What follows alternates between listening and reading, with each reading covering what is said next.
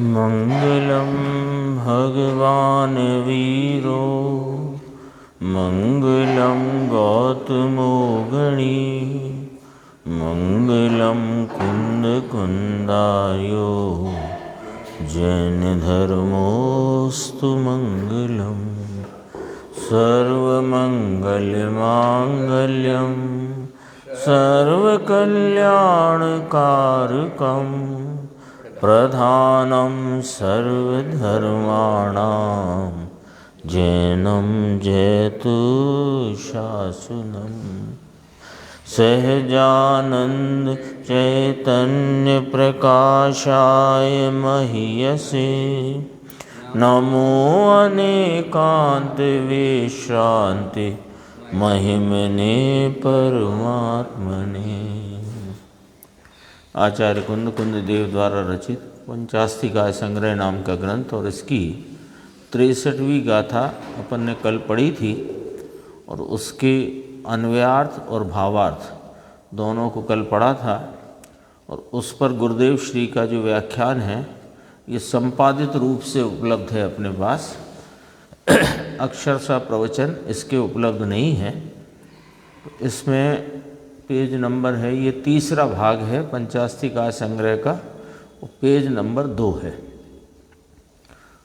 यहाँ से प्रारंभ किया कि जो ज्ञानावरणादि 8 प्रकार का कर्म समूह है वह अपने परिणाम को करता है और जो वह संसारी जीव द्रव्य अपने स्वरूप को करता है।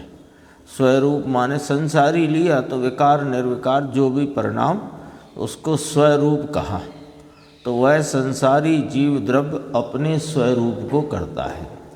तब उस कर्म का उदय अवस्था को प्राप्त हुआ तो जो फल कर्म का उदय आया तो उदय रूप अवस्था का को प्राप्त हुआ जो द्रव्य कर्म उसका जो फल उसको जीव द्रव्य किस प्रकार भोगता है, ये प्रश्न रूप गाथा है। हाँ, क्योंकि 62 गाथा में बताया कि जीव अपने विकारी निर्विकारी परिणामों का कर्ता स्वयं है, उसे पर कारकों की अपेक्षा नहीं। और द्रव्य कर्म का उदय बंधादि कार्य जो भी है वह भी अपने स्वतंत्र षटकारक से उत्पन्न होता है, उसे पर कारक की अपेक्षा नहीं। तब ये प्रश्न रूप गाथा यहाँ आचार्य कुंद भगवान ने पूर्व पक्ष रूप से उपस्थित की है। तो कहा कि उसको जीव द्रव्य किस प्रकार भोगे, कर्म कर्म के परिणाम को करे, जीव जीव के परिणाम को करे। जीव कर्म नहीं करता, कर्म को जीव नहीं करता। फिर ये बात कहाँ से आई कि जीव कर्म को भोगता है अथवा कर्म के फल को भोगता है। आया ना, उस कर्म की उदय अवस्था को प्राप्त हुआ जो फल उसको जीव द्रव्य किस प्रकार भोगता है और ज्ञानावरणादि 8 प्रकार का कर्म अपने विपाक को कैसे देता है। 2 प्रश्न हैं कि वो कैसे दे सके फल को कर्म, और जीव कैसे भोग सके, क्योंकि जीव अपने परिणाम का करता, द्रव्य कर्म पुद्गल अपने परिणाम का करता। दोनों को अन्य कारकों की अपेक्षा नहीं, जीव जीव के परिणाम को करे, द्रव्य कर्म अपने परिणाम को करे। अब ये जो फल आया तो फल को वह कैसे दे सके और जीव कैसे भोगे, इसका और खुलासा यह गुरुदेव करते हैं। देखो, इस गाथा में शिष्य प्रश्न करता है कि आप कहते हो कि जीव अपने भाव को करता है और जीव की दशा पर में नहीं जाती और जड़ कर्म की अवस्था भी जड़ से होती है, कर्म जीव को कुछ नहीं करता। तो फिर हमारा प्रश्न है कि कर्म का उदय आने से, कर्म की उदय रूप अवस्था के होने से कर्म का फल जीव किस प्रकार भोगे और जड़ कर्म ज्ञानावरणादि अपना फल जीव को किस प्रकार दे। दोनों तरफ से प्रश्न है कि वो दे कैसे सकेगा और ये ले कैसे सकेगा। दोनों तरफ से प्रश्न है ना। भावार्थ में देखते हैं अपन, देखो अगले पेज पे। रूपी कर्म तो अपने रूपी स्वरूप का करता है और आत्मा अपने विकारी अथवा अविकारी भाव का करता है। वह अरूपी आत्मा जड़ स्वरूप कर्मों को किस प्रकार भोगता है, प्रश्न है ना ये। और जड़ कर्म चेतन स्वरूप आत्मा को जड़ कर्म वे विपाक रूप उदय रूप अवस्था को प्राप्त, अपने विपाक पने को प्राप्त हुए हैं। फल देने की अनुभाग है ना, फल देने की सामर्थ्य शक्ति, तो वह फल कैसे दे दें, यानी वे चैतन्य स्वरूप आत्मा को जड़ कर्म फल कैसे दे दे और जड़ स्वरूप कर्मों का फल आत्मा कैसे भोगे, ये प्रश्न है। जड़ कर्म आत्मा को फल देता होगा क्या, ऐसा प्रश्न। अब यहाँ गुरुदेव ने स्वयं से समाधान रखा। अभी तो समाधान आचार्य भगवान कहेंगे, लेकिन गुरुदेव ने यहाँ ही रखा, क्योंकि गुरुदेव की शैली है कि कोई बात को अधूरी छोड़ते नहीं, है ना, तो स्पष्ट करते हैं। निश्चय नय की अपेक्षा से आत्मा किसी भी प्रकार से कर्म को भोगता नहीं, क्योंकि तुमने क्या सिद्धांत पकड़ा निश्चय का, जिसमें कोई निमित्त नैमित्तिक संबंध का कोई हिसाब किताब होता नहीं, क्योंकि वस्तु स्वरूप का नियम है, अपने गुण पर्यायों के चक्र में रहता है, उसको ही चूमता स्पर्शता है। तो वह तो यथार्थ है वस्तु का स्वरूप, तो सिद्धांत तो तुमने वो पकड़ा और प्रश्न व्यवहार के कथन को लेकर के किया।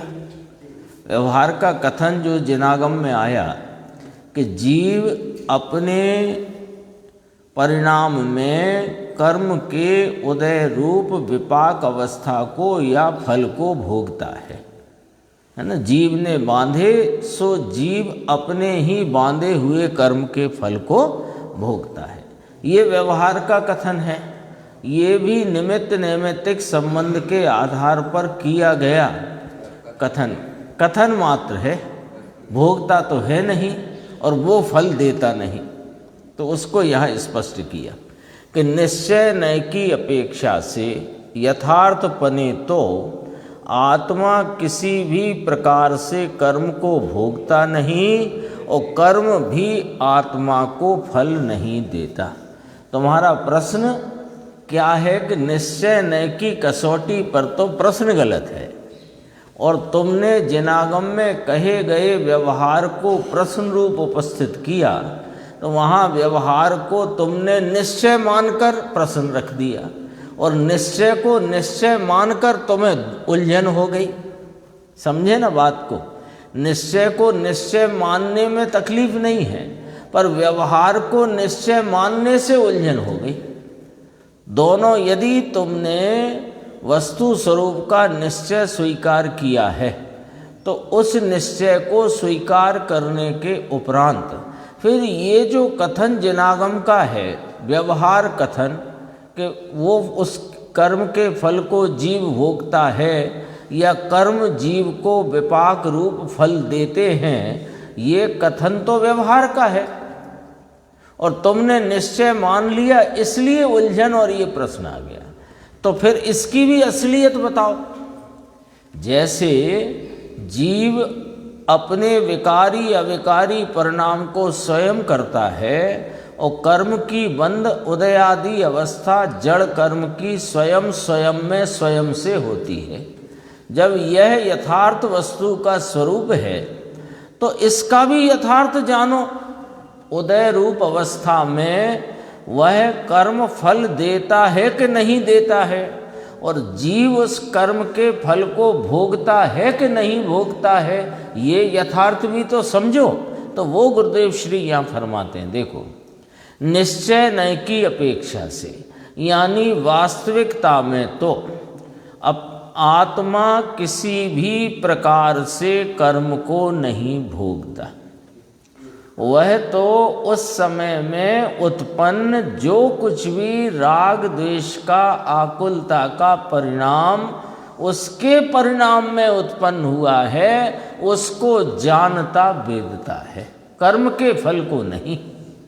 और कर्म भी आत्मा को फल नहीं देता, कर्म भी अपने निश्चित काल में उदय भाव को अपनी अनुभाग रूपता से वह उदय हुआ, प्रकट हुआ, तो वह कर्म कर्म में उदय में आया है।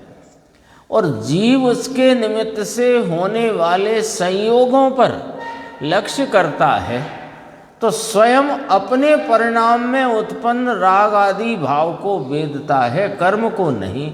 और कर्म उसे कुछ देते भी नहीं, तो वो अनुभाग पड़ा है कर्म में वो कि वो उसका अनुभाग जो कर्म में कर्म रूप पर बंधा था, वह कर्म ही पुद्गल रूप ही अनुभाग पुद्गल में आया है, जीव में आया नहीं। स्पष्ट कहा ना, कर्म भी आत्मा को फल नहीं देता। फिर चक्कर क्या है साहब, परंतु आत्मा अपने अज्ञान के कारण से राग द्वेष के परिणाम करता है स्वयं, उदय के काल में नया परिणाम करता है ना। होता क्या है, दरअसल में कर्म का उदय तो ऐसे दिखता भी नहीं है, जानने में आता भी नहीं है। वो तो जिनवाणी के आधार से बात करी इसने।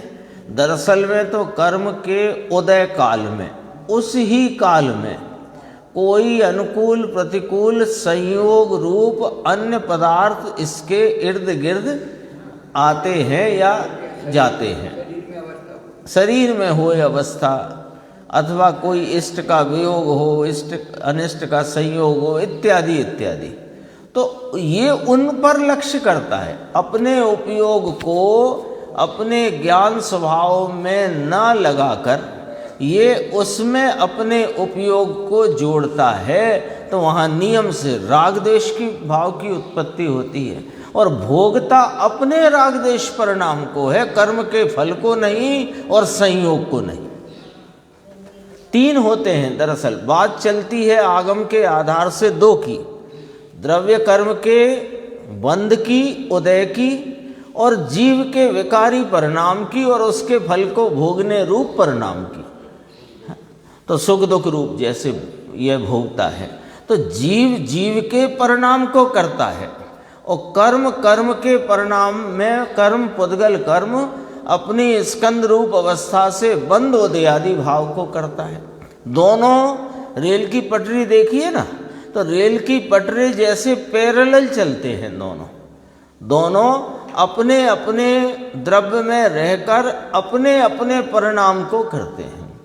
अब ये जीव अज्ञान के कारण, अपने स्वरूप को नहीं जानने के कारण, पर द्रव्यों में सुख बुद्धि होने से ये पर द्रव्य जो कर्म के उदय के निमित्त से संयोग में आए हैं, उनको लक्ष्य करता है। उनको लक्ष्य करता माने अपने उपयोग को उसमें जोड़ता है। तो उपयोग जब बाहर में जुड़ेगा तो क्या उत्पन्न होगा, राग द्वेष का परिणाम। तो भोगता तो अपने राग द्वेष भाव को है, न कर्म के उदय को न संयोग को। लेकिन ये जीव अनादि से दुखी है, तो ये दुख इसकी परिणति में निरंतर चला आया है कि क्यों करके कि यह द्रव्य कर्म का उदय भाव आता है तो ये दुखी होता है, अन्य कोई इसे दुखी नहीं कर सकता, इस ये बताना था। रोग ने दुखी किया है कि नहीं, रोग ठीक हो गया इसलिए सुखी हो गया कि नहीं, वो दुख सुख का वेदन इसने अपने परिणाम में स्वयं जो खड़ा किया उसको वेदता है, उस राग देश के परिणाम को वेदता है। आया तो द्वेष किया तो मिट गया तो उसमें राग किया। देखो, आत्मा अपने अज्ञान के कारण से राग द्वेष के परिणाम करता है, तब पर पदार्थों में सुख दुख मान लेता है और कर्म ने फल दिया ऐसा कहते हैं।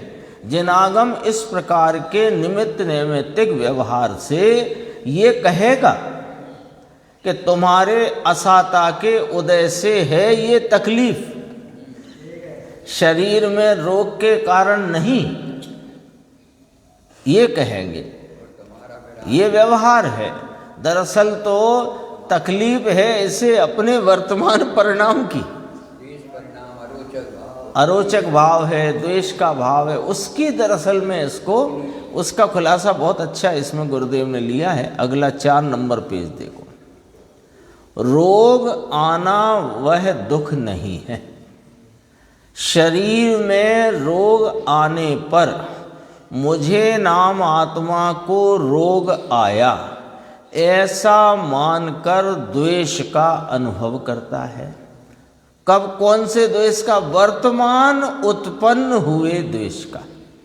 क्योंकि जब उपयोग बाहर में बाह्य पदार्थों को जानने में, शरीर में रोग हुआ ना, बुखार आया, तीव्र ज्वर, अब वो तीव्र ज्वर में शरीर तप रहा है, उस तपते हुए शरीर पर ये लक्ष्य करता है, तो वहाँ पर इसको द्वेष उत्पन्न होता है।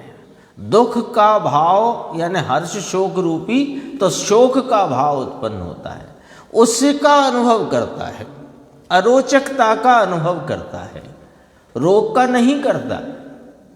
देखो, पर से भिन्न माने और विकार क्षणिक है, मैं तो शुद्ध चैतन्य द्रव्य हूँ ऐसा भान करे तो धर्म हो। दुख भी मिल जाए, इतना गजब। रोग कहाँ आया है?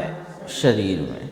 शरीर से मैं भिन्न हूँ और उस पर मेरे उपयोग के जुड़ान होने से उत्पन्न जो विकार है वो क्षणिक है, और मैं तो शुद्ध चैतन्य द्रव्य है ना, ज्ञानानंद नित्यानंद स्वरूप हूँ ऐसा भान करे, ऐसा अनुभव करे, ऐसा अपने में अपने स्वरूप को पहचान कर उसका आस्वाद करे तो धर्म हो।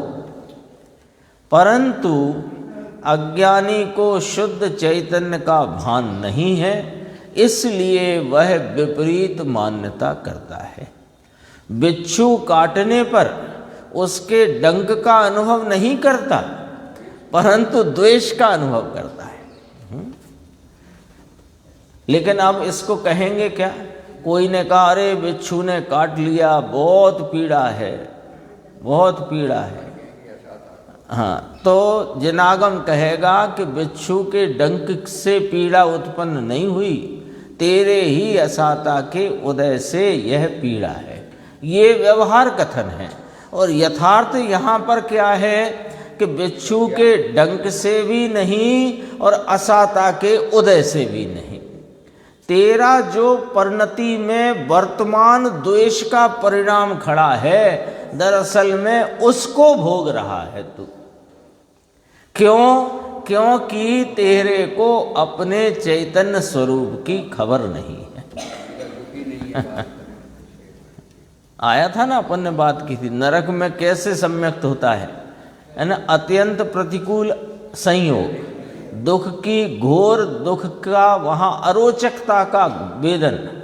दुख का वेदन माने संयोग का दुख नहीं है, अपनी परिणति में अरोचकता का वेदन। संयोग से तो ज्ञान कराते हैं, वहाँ पर बस इतना स्मरण में आया कि ये दुख टल जाएगा, क्योंकि दुख मेरा स्वरूप नहीं है, मैं तो सुख स्वरूपी हूँ। इतनी स्मृति में आने से उपयोग ने उस वर्तते दुख का लक्ष्य छोड़कर स्वरूप सुखानंद का आलम्बन लिया, तो परिणति में सुख उत्पन्न हो गया। हो गया कि नहीं हो गया? सम्यक दर्शन दुख रूपता से होता है कि सुख रूपता से? सम्यक दर्शन का तो लक्षण ही आनंद है, आनंद की मोहर छाप है उस परिणति पर। अज्ञानी को शुद्ध कहाँ था अपना?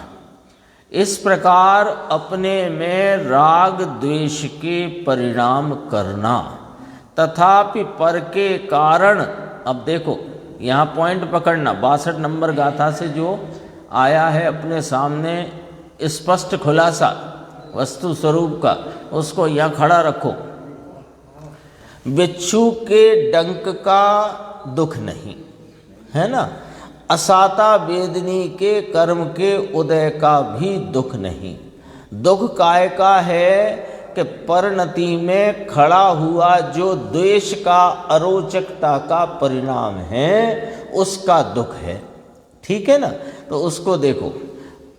तो अज्ञानी क्या करता है कि पर के कारण राग द्वेष मानकर पर को अनुभव करता है।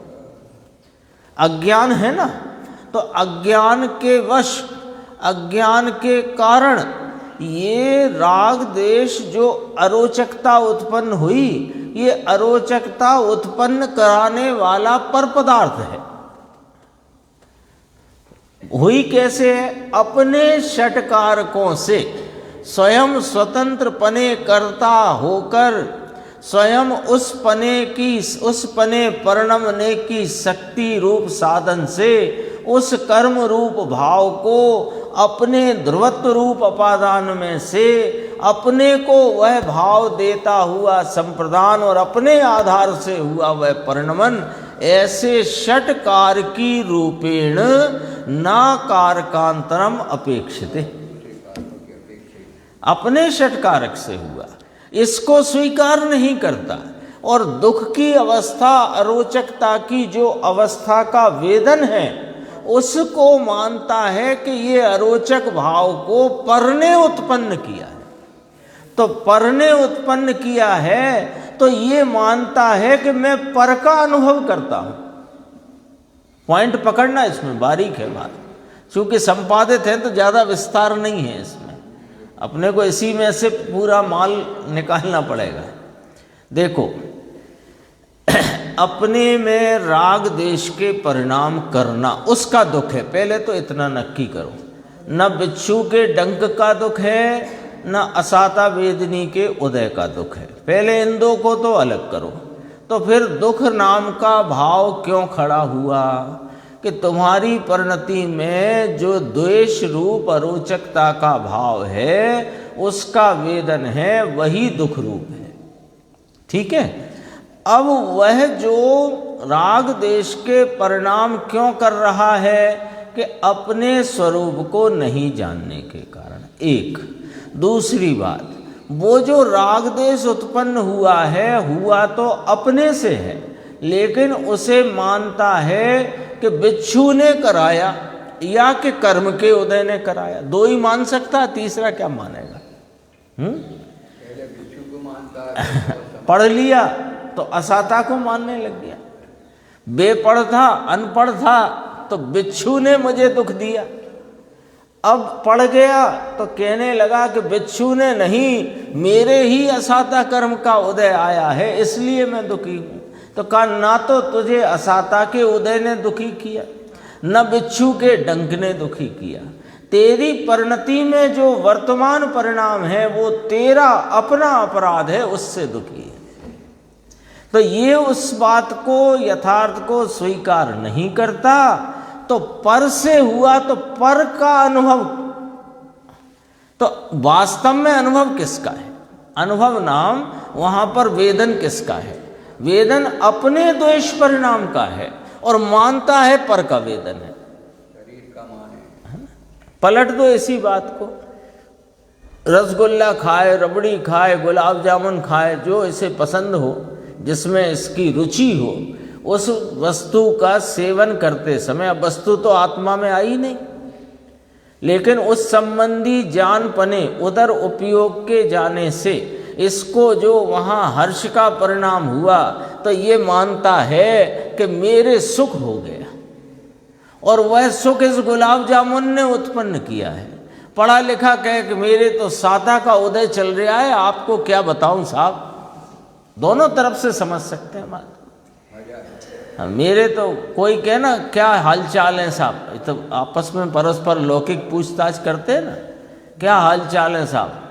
तो मेरे तो भैया साता का चल रहा है, साता का उदय चल रहा है, बढ़िया साता चलती है। साता चलती है, साता साता में चलती है। साता वेदनी कर्म का नाम है, कर्म पुद्गल स्कंद रूप है, और पुद्गल स्कंद तेरे कहाँ आ गया? तेरे को तो वर्तमान में जो संयोग हैं उन पर तेरा उपयोग का लक्ष्य है, और उस पर तेरे को रोचकता, हर्ष, सुख का वहाँ पर राग रूप परिणाम है। तो तेरे को लगता है कि इन्होंने मुझे सुखी किया। दोनों तरफ से बात है, दुखी के संबंध में भी, तो दोनों को हटाया। यथार्थ में दोनों से सुख नहीं है, वो सुख ही नहीं है पहली बात तो। और जो वेदन है वो अपनी परिणति में राग का अथवा द्वेष जो खड़ा हुआ है उसका वेदन है, पर पदार्थ का नहीं। अपन देव को सुखी भी मानते हैं तो उनकी भी कसाय की मंदता से सुखी है, कोई संयोग नहीं। पर नारी की दुखी है तो वो अपनी कसाय की तीव्रता से दुखी है, संयोग से दुखी। हाँ, संयोग से तो कोई सुखी दुखी। देवों को भी अत्यंत दुख है, कषाय का ईर्ष्या का परिणाम है। आदि तो अपने से अधिक दुखी है। सब देव एक सरखे तो होते नहीं, सबकी अलग अलग ईर्ष्या। हाँ, कोई को तो ऐसे देव भी होते हैं कि पेड़ बना के कर दिया तो हजारों वर्ष पेड़ ही बना हुआ है, दरवाजा बना दिया तो दरवाजे की रक्षा बना दी, खड़े हल भी नहीं सकते। उस समय में वो जीव के जैसा परिणाम है राग का, द्वेष का, वैसा उसका ही वेदन है। कर्म का उदय अथवा संयोग दोनों का वेदन नहीं कर सकता जीव, कर ही नहीं सकता। तो मानव अधिकार आयोग है, महादेव अधिकार आयोग कि बेचारा सालों से जहाँ खड़ा है उसे कहीं नंदीश्वर दीप तो आने दो। नहीं तो ऐसा ही फूल बना दिया, वृक्ष बना दिया। वो तो देखो अपन यहाँ आते हैं, पर के कारण राग द्वेष मानकर, ये बड़ी भूल है। ये पर के कारण अपनी परिणति में राग द्वेष की उत्पत्ति मानना, ये बड़ी भूल है।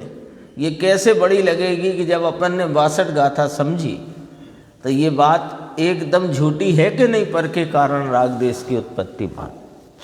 तो पर को अनुभव करता है ऐसा मानता है, परंतु जड़ पदार्थ से आत्मा भिन्न है ऐसा नहीं मानता। इसलिए अज्ञान, इसका नाम अज्ञान है। इसलिए अज्ञान और राग द्वेष का अनुभव करता होने पर भी, कौन सा राग द्वेष? वर्तमान में उपजता हुआ राग द्वेष, उसका अनुभव करता होता है, पर मानता है कि मैं पर पदार्थों को भोगता हूँ, कर्म ने मुझे फल दिया और उस फल को मैं भोगता हूँ, ऐसा मान रहा है। उस समय उल्टे परिणाम करता है, विपरीत परिणाम करता है, वे भी स्वयं से करता है। यानी अज्ञान खड़ा है वो भी स्वयं से, अज्ञान मिटकर ज्ञान हो वो भी स्वयं से, राग द्वेष का परिणाम है वो भी स्वयं से, राग द्वेष का मिट जाना वो भी स्वयं से। इतनी बात है। परंतु कर्मों ने फल दिया और मैंने उसे भोगा, ऐसा मानकर पर द्रव्य संबंधी दुख, देखो सुख दुख नहीं लिखा, दुख मान लेता है। उसमें क्या लिखा है? सुख दुख है, इसमें दुख है तो वास्तव में दोनों ही दुख, और वो कोई अपेक्षा सुख कहने में आता है दुख की कमी से, तो दुख मान लेता है, मानता सुख दुख है दुख। अगली गाथा है 64, यहाँ से उत्तर शुरू होता है, और ये उत्तर में 65 नंबर की गाथा आएगी। बहुत ही गंभीर है वो गाथा। अभी 64 अपन पढ़ते हैं, देखो। ओ गाड़ गाड़िचिदो हो गल काए हिम सब दो लोगो, सोहे में हिम बादरे हिम या रणते हिम विविधे हिम, करम पुद्गल वर्गणाए अनंत विविध प्रकार की, अवगाढ़ गाढ़ प्रगाढ़ हैं सर्वत्र व्यापक लोक में। पहले तो कर्मों की स्थिति सुन लो, है ना। इसमें टीका की, हाँ टीका में, टीका है ही 3 लाइन की, अपन अन्वयार्थ पढ़ते हैं तो टीका साथ के साथ पढ़ेंगे। लोक सर्वतः विविध प्रकार के अनंता अनंत सूक्ष्म तथा बादर पुद्गल काय नाम पुद्गल स्कंदों द्वारा अवगाढ़ गाढ़ निश्चितः विशिष्ट रीति से अवगाहित होकर गाढ़ भरा हुआ है। 3 शब्द आए थे देखो गाथा में, ओगाढ़ गाढ़ निश्चितो, फिर ये आया था ना, इसको नीचे 3 बार बोला यहाँ पर, अवगाढ़ गाढ़ प्रगाढ़ हैं सर्वत्र व्यापक लोक में। तो इसका अर्थ देखो कि अवगाढ़ गाढ़ निश्चितः विशिष्ट रीति से अवगाहित होकर गाढ़ भरा हुआ है। ये विशिष्ट रीति का अर्थ क्या है? ऐसा है कि पुद्गल परमाणु एक प्रदेशी है और लोक असंख्यात प्रदेशी है। लोक के प्रदेश अनंत नहीं हैं, असंख्यात हैं, और परमाणु संख्या में कितने हैं? अनंत हैं, है ना।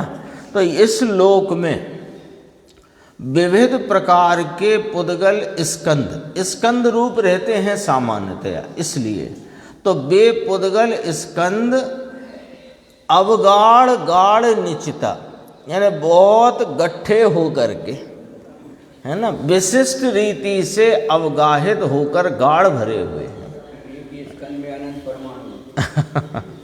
एक स्कंद 2 परमाणु से लेकर अनंत परमाणु तक का महास्कंद कहा गया है ना, इसी पंचास्तिकाय में आ चुकी बात।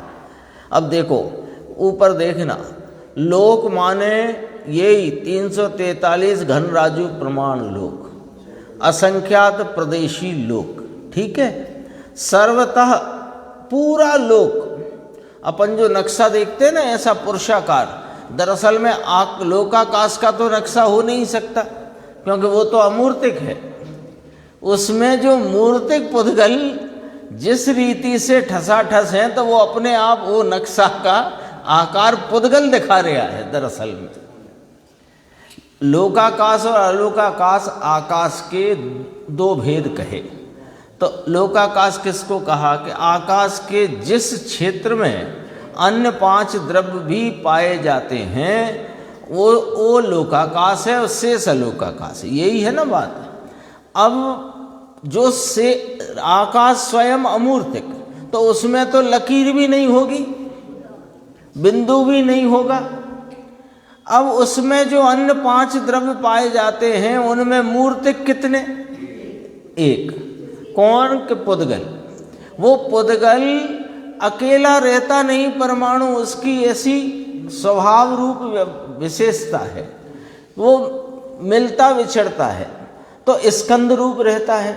और वो स्कंद कितने हैं कि अनंता अनंत, सूक्ष्म तथा बादर, कोई सूक्ष्म स्कंद कोई बादर नाम स्थूल स्कंद, सूक्ष्म बादरेचा, सूक्ष्म तथा बादर वे कितने हैं कि अनंता अनंत। और किस प्रकार के हैं कि विविध प्रकार के, है ना। कार्माण रूप भी हैं, आहारक रूप भी है, भाषा रूप, वर्गणा रूप भी है, अनेक प्रकार के, विविध प्रकार के, जितने प्रकार की वर्गणाएं हैं सब अनेक अनेक प्रकार के। इसमें लिया है आगे औदारिक, आहारक, तेजस, कार्माण सब लिया है इसमें। अब देखो टीका बहुत संक्षिप्त है और एक दृष्टांत से अपने को समझा देंगे।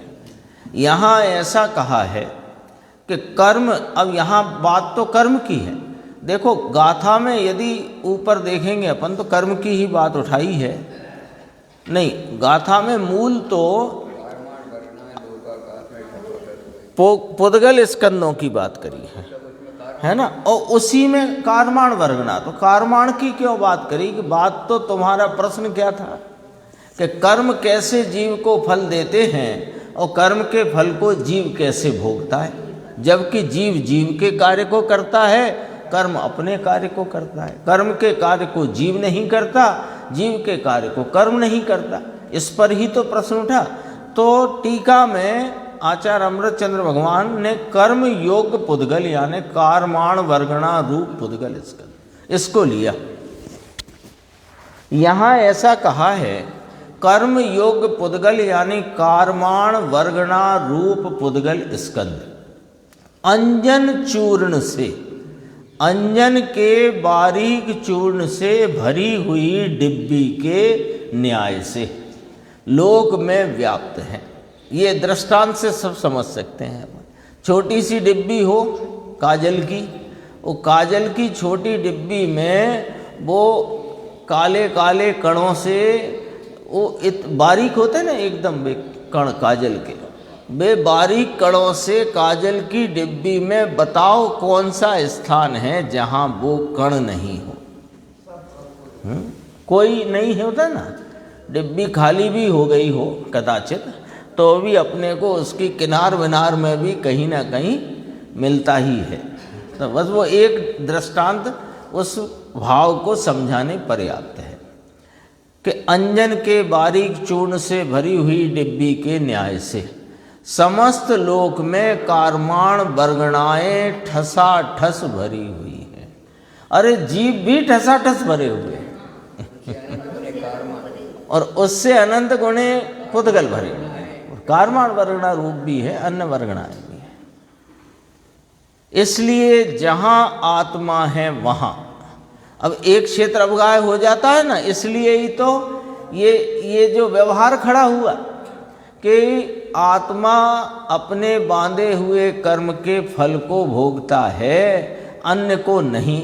ये व्यवहार निमित्त नैमित्तिक का जो आगम में कहा वो इसी पर तो कहा कि वे आत्मा जिस विस्तार में, आकाश के जिस क्षेत्र में अपने विस्तार में रहा हुआ है, आकाश के उसी क्षेत्र में वे कार्माण वर्गणाएं प्रकृति प्रदेश स्थिति अनुभाग रूप से परिणमित होकर के रही हुई है।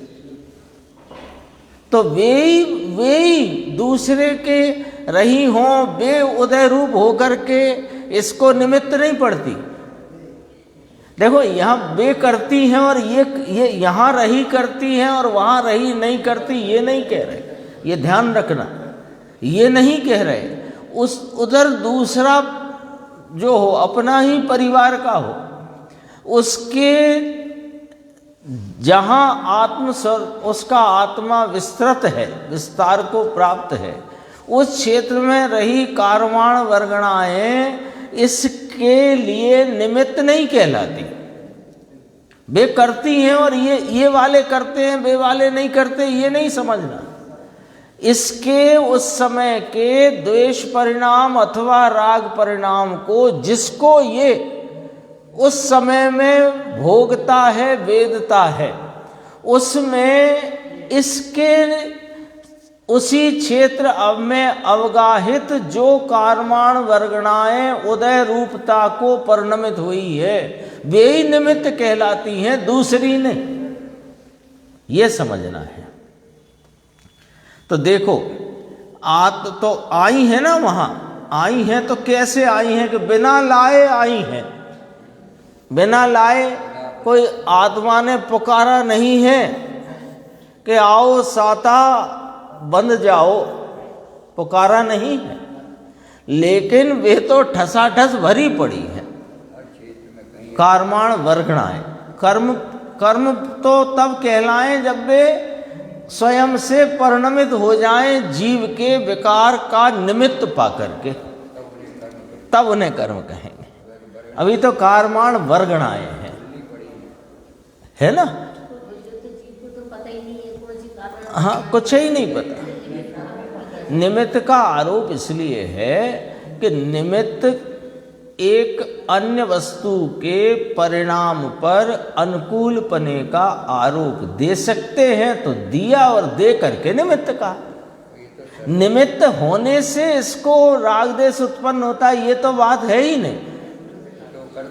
नहीं तो फिर वो 62 गाथा के जो अपन ने 7 दिन घोंटी, उसका क्या नतीजा? जानने से निमित्तपना थोड़ी होता है। जो जान रहा है, पुद्गल कर्म को जीव का विकार निमित्त है, तो पुद्गल कर्म तो जानता ही नहीं है। जान तो जीव रहा है ना, तो जीव को ही बताना है कि तेरे विकार के निमित्त से वे कर्म बंधे हैं। तो कर्म का बंध परिणाम जान कौन रहा है? जीव के बंध कर्म।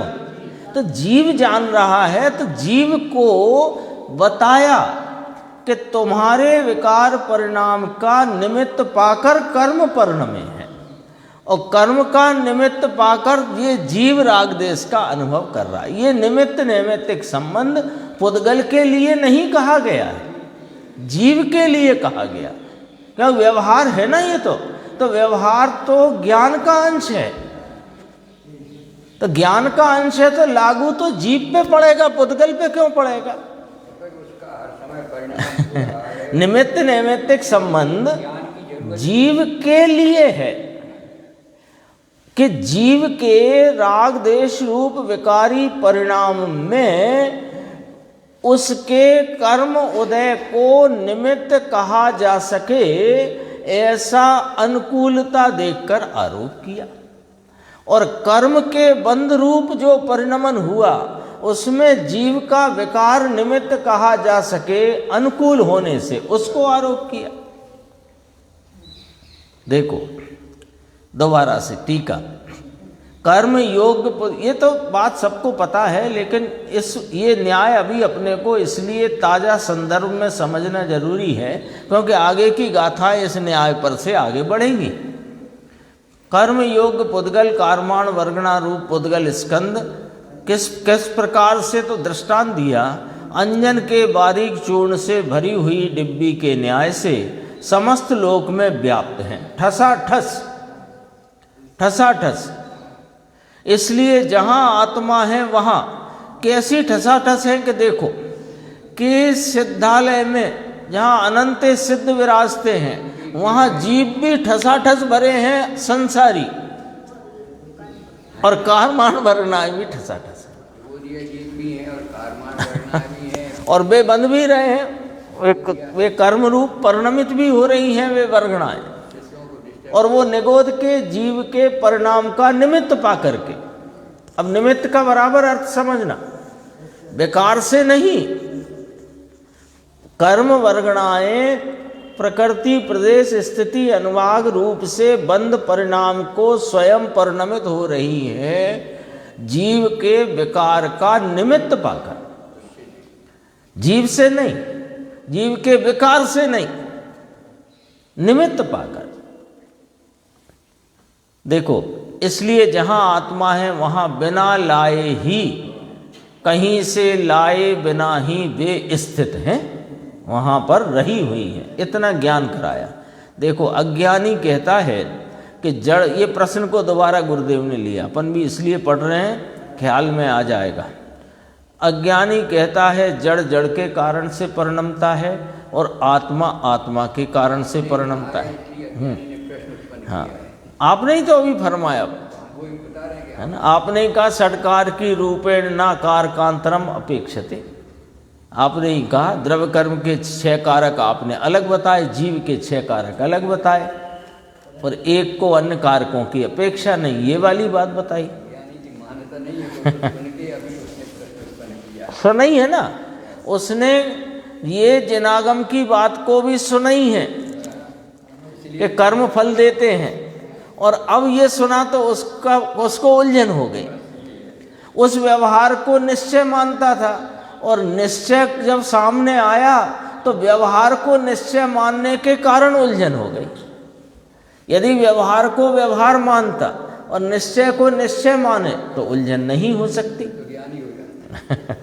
देखो, जड़ जड़ के कारण से परिणमता है और आत्मा आत्मा के कारण से परिणमता है, ऐसे 6 कारक कहे तो फिर कर्म ना हो तो शरीर किस प्रकार मिला?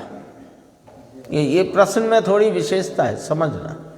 ये शरीर किस प्रकार मिला, है ना? कोई को 5.5 फुट मिला, कोई को 6 फुट मिला, कोई को मनुष्य की देह मिली, किसी को 3 इंच की मिली। ये सब भिन्न भिन्न अनेक प्रकार के आत्मा दिखते हैं ना, क्योंकि जिनागम में नरक, त्रियंच, नारकी, त्रियंच, देव और मनुष्य ऐसे व्यवहार जीव बताए हैं कि नहीं बताए? 6 काय के जीव बताए, तो वे 6 काय रूप जीव व्यवहार से कहे कि नहीं कहे? हाँ, तो ये भिन्न भिन्न अनेक प्रकार के आत्मा दिखते हैं ना। यदि कर्म आत्मा में कुछ नहीं करता हो तो इस विचित्रता का कारण क्या है? मनुष्य में भी देखो एक का चेहरा दूसरे से नहीं मिलता है। हाँ, कोई 5.5 फुट का, कोई 6 का, कोई 5.25 का, कोई 4 फुट का, ऐसा क्यों? ऐसा कैसे हो गया साहब? यदि कर्म कुछ करता ही नहीं है तो इस विचित्रता का कारण क्या? उसका प्रश्न है। और शरीर तथा कर्म आत्मा में ना हो तो आत्मा की अभिमुक्ति होना चाहिए। दूसरा प्रश्न, आत्मा कर्म से रहे तो सीधा सिद्धालय में जाए, ऐसी उसकी गति शक्ति, ऐसी उसमें ऊर्ध्वता का स्वभाव विद्यमान है। ऐसा लिया, तत्वार सूत्र में आई है ये वाली बात। एक तुम्बी का उदाहरण दिया है। खाली तुम्बी में मिट्टी भरी हो तो नीचे रहती है, और मिट्टी घुल जाए और मिट्टी तुम्बी से हट जाए तो तुम्बी ऊब आती है ऊपर। क्यों? कि उसका ऊपर आने का स्वभाव है, मिट्टी का डूबने का स्वभाव है। ऐसा उदाहरण दिया उसमें। ये प्रश्न समझना। पहले प्रश्न तो उसने क्या किया, वो तो सामान्य प्रश्न अपने सामने आया ही था, उसी को विशेष गुरुदेव ने स्पष्ट किया। विविधता दिखा करके, हाँ, तो गाथा आती नियम था, नाना जीवा, नाना भावा, नाना इस तरह से जो हमको दिखाई देता है विविधता विविधता विविधता, भी क्यों है आप बताओ? हाँ, देखो तीन प्रश्न हैं इसके अंदर। यदि कर्म कर्म का करता है, आत्मा आत्मा के कारण से परिणमता है, कर्म के कारण आत्मा का परिणमन नहीं, आत्मा के कारण कर्म का परिणमन नहीं, तो हमारे 3 प्रश्न हैं। पहला तो ये कि ये जो जगत में अनेक प्रकार के भिन्न भिन्न आत्मा दिखते हैं, भिन्न भिन्न को अभी मोटे तौर पे कहो तो नर, नारक, त्रियंच, देव इत्यादि। और एक मनुष्य में भी ले तो अनेक प्रकार के, कोई गोरा, कोई सांवला, कोई स्त्री, कोई पुरुष, कोई छोटा, कोई नाटा, कोई मोटा, कोई पतला, कोई रोगी, कोई निरोगी। ये सब अनेक प्रकारता दिख रही है कि नहीं दिख रही है ना? तो एक तो ये प्रश्न है। दूसरा है कि कर्म और शरीर तथा कर्म आत्मा में ना हो। अब आत्मा में तो है नहीं, पर वो मान रहा है कि शरीर और कर्म का जो आत्मा का संयोग है। तो यदि आप कर्म कर्म के कारण शरीर, शरीर के कारण आत्मा, आत्मा के कारण परिणमता है, तो फिर आत्मा, शरीर और कर्म सब भिन्न भिन्न हुए ना, अलग ही है। तो अलग है तो फिर मुक्त क्यों नहीं है? प्रश्न 2 समझना, प्रश्न गंभीर है। प्रश्न 1, ये विविधताएं क्यों दिख रही हैं? जब आत्मा न्यारा, कर्म न्यारा, दोनों का परिणमन न्यारा, एक के परिणमन में दूसरे की अपेक्षा नहीं, तो फिर ये विविधता क्यों? एक। दूसरा कि जब कर्म न्यारा, शरीर न्यारा, आत्मा न्यारा, तीनों का परिणमन न्यारा न्यारा, एक दूसरे की अपेक्षा उनको नहीं, तो फिर ये मुक्त क्यों नहीं? आया उस प्रश्न ख्याल में आया? वर्तमान मुक्ति नहीं है, इसलिए हमको तो ये लगता है कि शरीर और कर्म आत्मा के ही है। शरीर और कर्म आत्मा के जब नहीं होंगे तब मुक्त हो जाएगा, अभी तो मानो है ऐसा। फिर तीसरा, किसी को स्त्री पुत्र मर जाए, वियोग हो जाए, और किसी को व्यापार में नुकसान आए, किसी को अतीब लाभ हो जाए, है ना? किसी के पास कुछ नहीं था और अब करोड़ों हो गए, और कोई करोड़पति था अब परेशान हो गया, दरिद्र हो गया। रोगी निरोगी था, रोगी हो गया, रोगी निरोगी है। किसी का स्त्री पुत्र मर गया, किसी का चल ही रहा है। अनेक प्रकारताएं जो हैं ये सब कर्म का फल इसका ही तो है। ये व्यवहार से बताया गया है कि नाम कर्म के उदय से इस प्रकार के शरीर मिलना, और जब तक शरीर और कर्म का संयोग है तब तक संसार में रहना, ये सब व्यवहार है, सब व्यवहार के वचन है।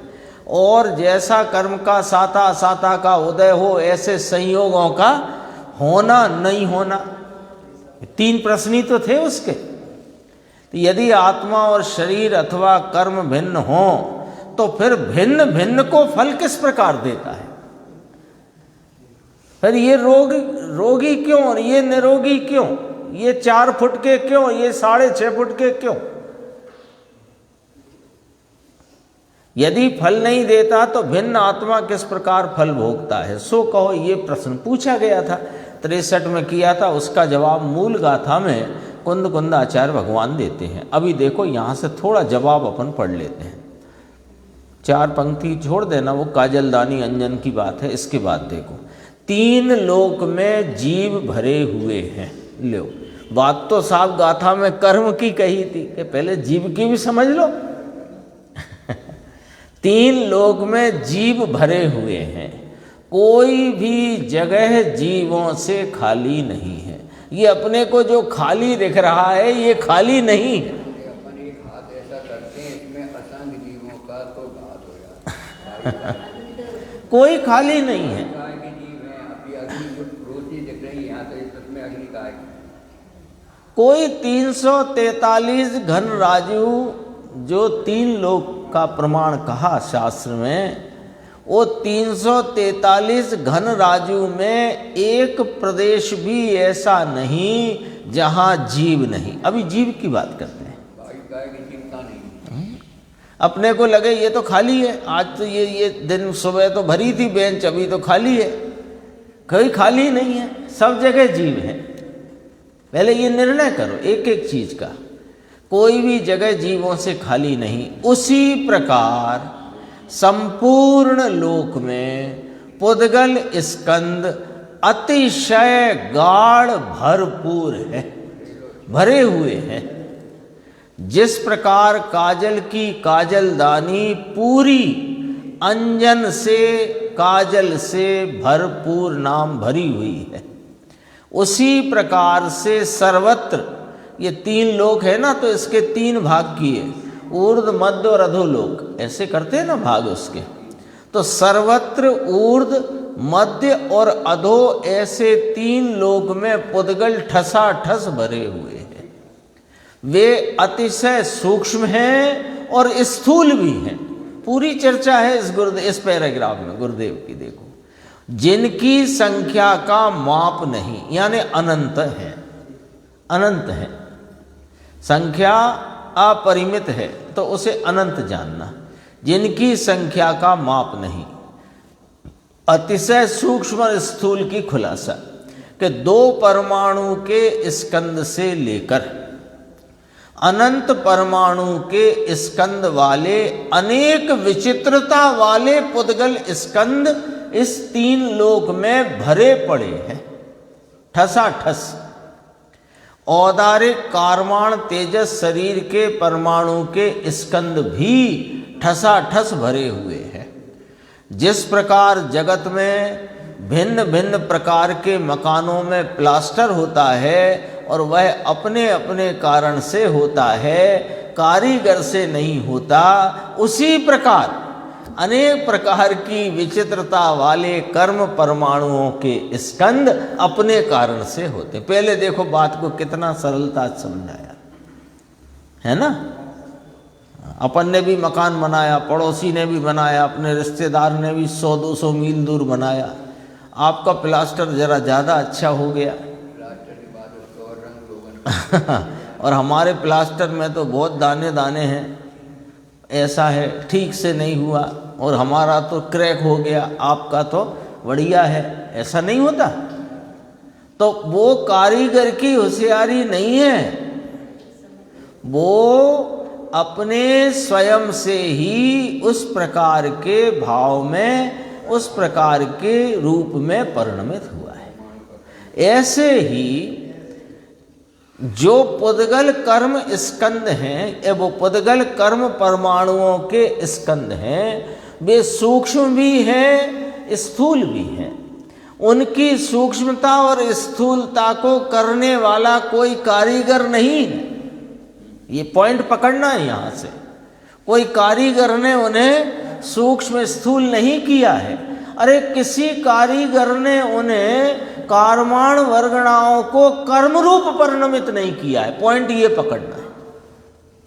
कार्माण वर्गणाएं कर्म नहीं होते, कार्माण वर्गणाएं तो स्कंद होते हैं, और कार्माण वर्गणा रूपी स्कंद जब प्रकृति प्रदेश स्थिति अनुभाग रूपता से परिणमित होते हैं उसको कर्म कहते हैं। कार्माण वर्गणाओं को कर्म नहीं कहते, ये ध्यान रखना है। तो वे कार्माण वर्गणाएं जो ठसाठस भरी हैं वे कर्म रूप परिणमित हुई। अभी अपन सब इतने बैठे हैं ना, तो यहाँ सब ठसाठस भरी हुई है, और सबके प्रति समय यहाँ जो रहे हुए कार्माण वर्गणाएं हैं उनमें 4 प्रकार से कर्म परिणमन बंध परिणमन चल रहा है। तो जो कर्म बंधा, आपको अलग प्रकार, मुझे अलग प्रकार, भाई साहब को अलग प्रकार, भाई साहब को माने वहाँ रहे कर्म कार्माण वर्गणाओं का कर्म परिणमन, यहाँ रहे कार्माण वर्गणाओं का कर्म परिणमन, यहाँ रही कार्माण वर्गणाओं का कर्म परिणमन, वो सब स्वतः न्यारा न्यारा अलग अलग विचित्र प्रकार का हो रहा है। उसका कारीगर कौन है? पॉइंट ये है, कौन कारीगर है, किसने, कौन कर रहा है वो सेटिंग? कि कोई नहीं कर रहा, वे स्वतः हो रहे हैं। जैसे आपके घर का प्लास्टर और पड़ोसी का और रिश्तेदार का प्लास्टर में आपको विचित्रता दिख रही है, वो स्वतः अपने से हो रही है, कोई कारीगर से नहीं हो रही है। वही कारीगर हो, एक कमरे का अलग प्रकार, वही कारीगर वही मटेरियल दूसरे कमरे का अलग प्रकार, होता है कि नहीं? देखो उसी प्रकार अनेक प्रकार की, ये तो गुरुदेव की कितना अंदर से यथार्थ को अपने सामने स्पष्ट करते, ऐसे बिल्कुल हथेली पे रखते हैं। उसी प्रकार अनेक प्रकार की विचित्रता वाले कर्म परमाणुओं के स्कंद अपने कारण से होते हैं। निगोद का जीव नीचे हो तो भी कर्म बांधता है, जीव बांधता है, ये व्यवहार से बताया। दरअसल वहाँ उसी क्षेत्र में कर्मों का परिणमन होता है, उसमें उस जीव का विकार अनुकूल होकर निमित्त पने का आरोप प्राप्त करता है, तो उस जीव ने कर्म बांधे, ऐसा व्यवहार से कहने में आता है।